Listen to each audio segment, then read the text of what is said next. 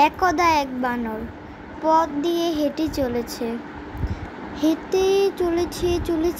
রাস্তা পথ আর শেষ হয় না। হঠাৎ যে সামনে দেখতে পেল একটি ফোন।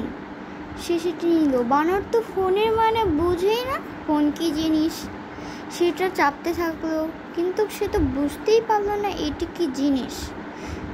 তারপরে সে নিজের কাছে রেখে দিল ফোনটি। সে ফোনটি তার বাসায় নিয়ে গেল, দেখলো যে এটি কি জিনিস। তখন সে চাপতে চাপতে ভুল করে ক্যামেরা অন করে ফেললো।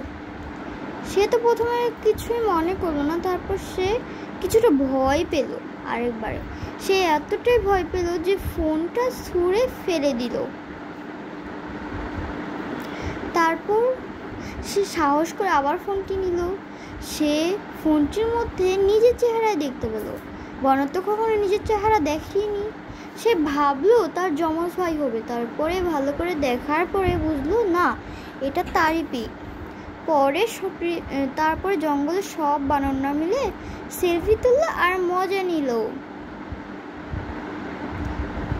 2-3টি সেলফি একসাথে তুললো, সবাই মজা করলো।